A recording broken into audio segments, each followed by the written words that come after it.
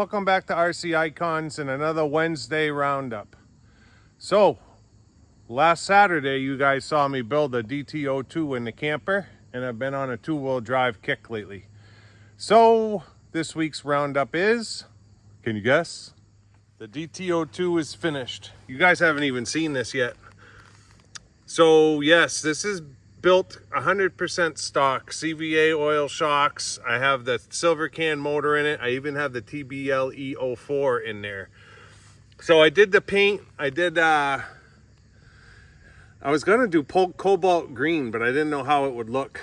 Andy Robinson and Adam at RC Action Australia have a tendency to use that cobalt green quite a bit, and I love the color.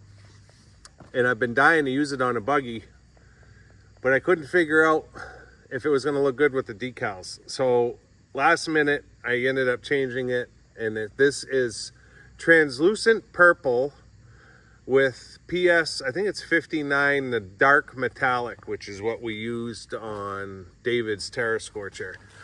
And you can see, I mean, it looks like a dark blue, but when the sun, it's got a purple hue to it, and it came out great.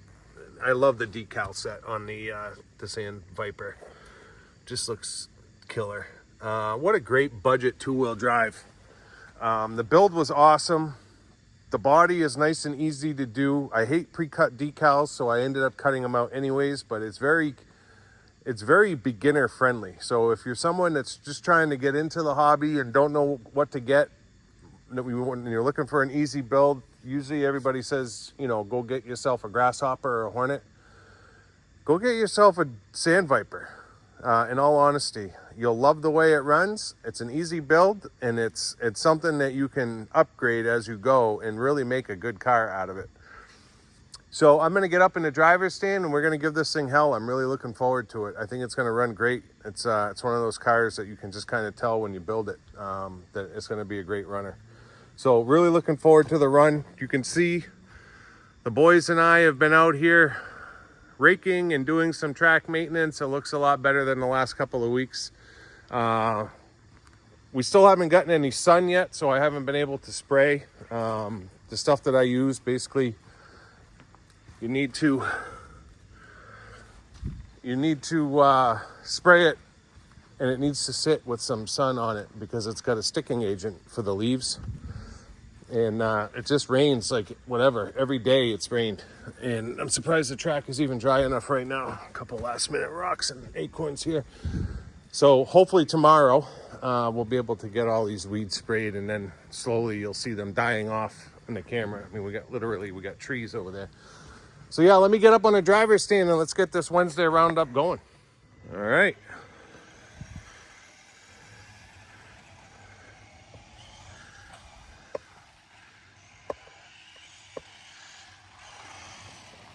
Now we're not going to be able to use torque to get this around corners because it's just a silver can.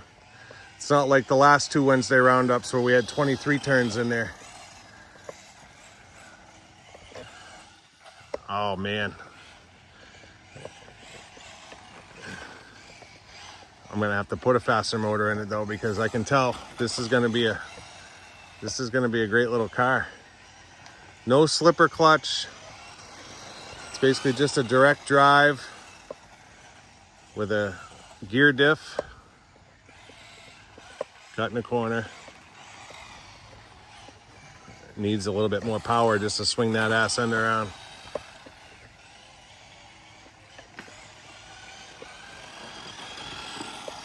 But yeah, this thing runs great.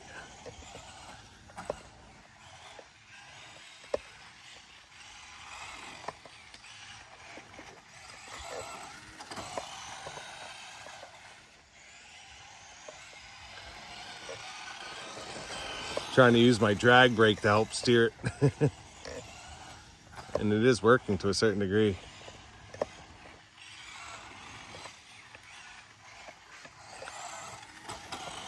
Now I can see why Tamiya did the MS version of this car. What I'd like to see them do is like they did with the Dt02 BR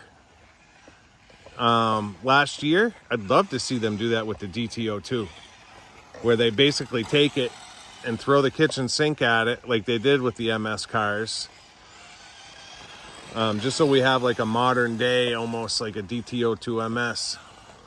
Although the BR is actually got a higher spec car than the MS was for the TT02B. I'd almost like to see him do it with the DF03 too, like all the MS cars, if they did like that BR version where they just upgraded them, put all the hop-ups in it right out of the box. That would be super cool. Because although the MS cars are cool, it's really the decals that make them cool. They're not the best cars. They are a great platform and they have some hop-ups on them, but they don't have enough. Or at least not compared to like the TT02B. The BR is definitely more hopped up than the MS version. I mean, the MS, it literally had white CVAs. It didn't even have the TT02B upgraded shocks like the BR has. You know, it's crazy. I think the BR has the upgraded shocks. I know they're not aeration, I don't think, but I think it's got the TT02B shocks. But yeah, I think that would be cool if Tamiya did that. I mean, you do it with the TT02B. In reality, the DF03 is supposed to be a better platform than that. And they did it with that car.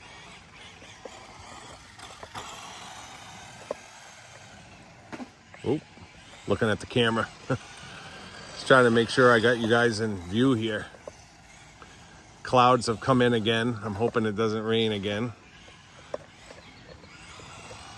I'm hoping to run the XX4 after this. Yeah, if I had a little bit more power, I'd be able to kick that ass end around in these corners. But yeah, she's smooth for a little beginner two-wheel drive, right? With a little silver can in it. And I'm not going to say a crap ESC, but the 04 is, you know, Tamiya's ESCs aren't the best. They're little hobby grade beginner ESCs, but I didn't feel like throwing a 1060 in it because I was camping and I had the ESC in the box, so I went the lazy route and threw it in. And it was funny because when I went to put the radio gear in the car, I actually had taken out a BZ motor and I had taken out a 1060. And then I opened the car up and I remembered that I had already put all the stock stuff in there. And I was like, oh, whatever, I just need to put a receiver in it. But we're definitely going to upgrade it. It needs it. She's running great.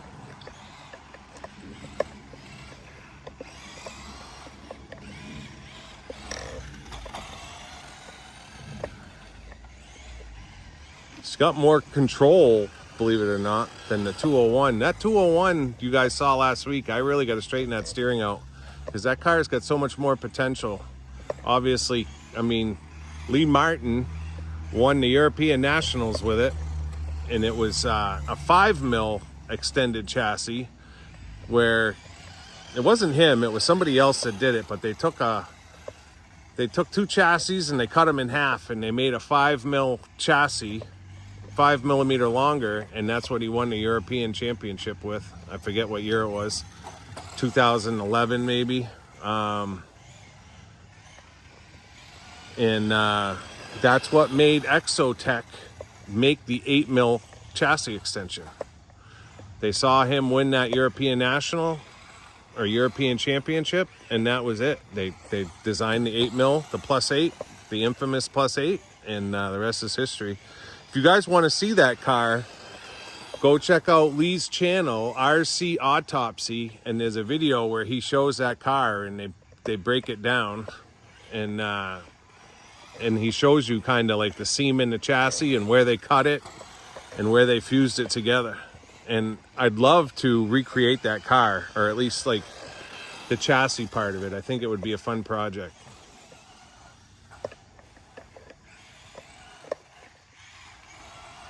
Dt02 Sand Viper. I've had this kit for years. Just been sitting in storage.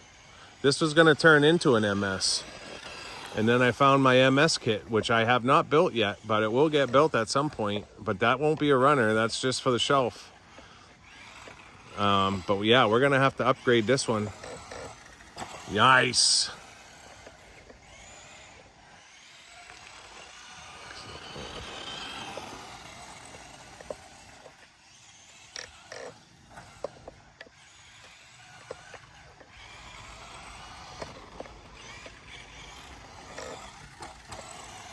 Runs great. Man, it's smooth. I knew it would too.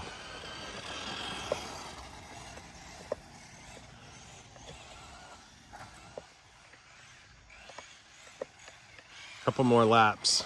We're almost 8 minutes in.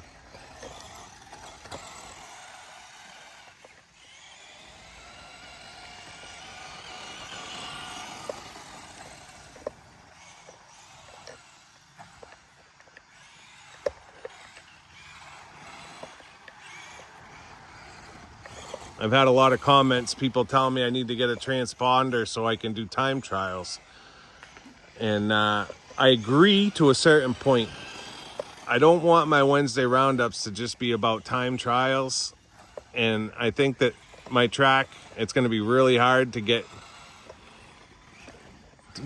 judge the cars based on times like that.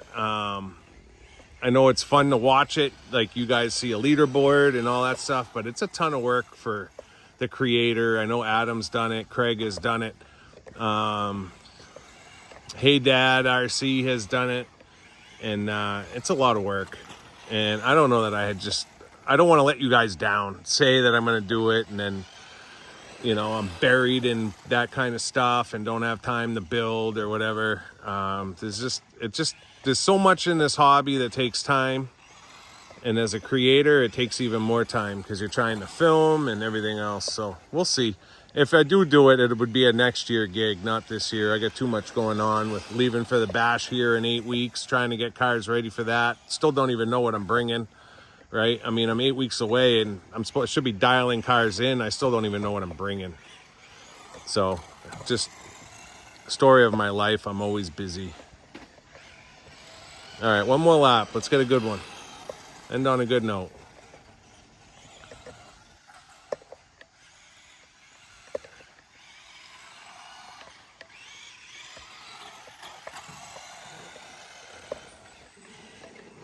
You can hear me hitting that drag brake.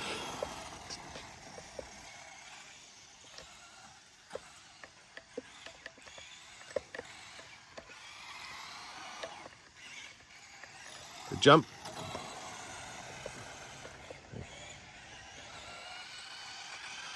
One more. You just don't want to stop.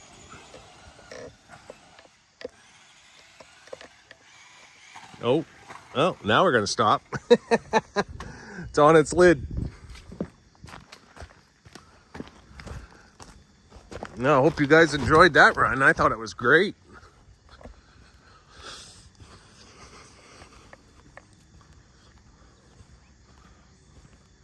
Receiver antennas hanging out.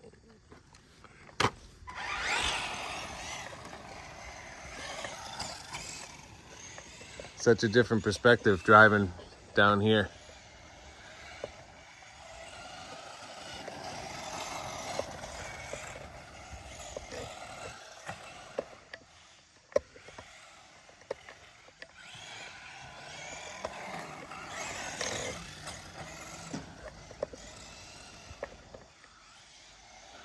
Well, I hope you guys enjoyed it.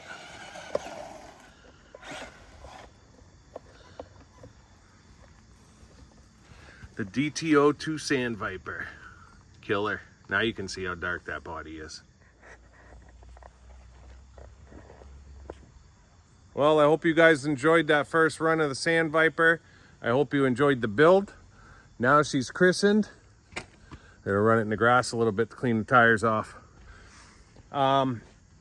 Yeah, I really hope you guys liked it. Like I said, if you guys are out there and you haven't built something, even if you have built something before, if you want a great little inexpensive two-wheel drive buggy, the Sand Viper is a decent car.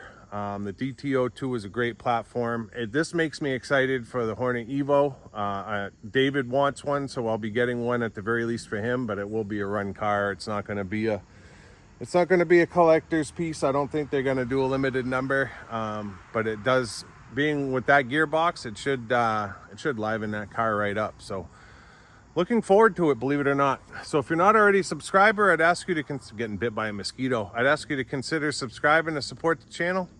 Let me know in the comments what you think of the Dt02, primarily the Sand Viper, or Holiday Buggy, or Desert Gator, any of the Dt02 cars. Let me know what your thoughts are, and then give us a thumb up. Until next time, we'll see you soon. Thanks.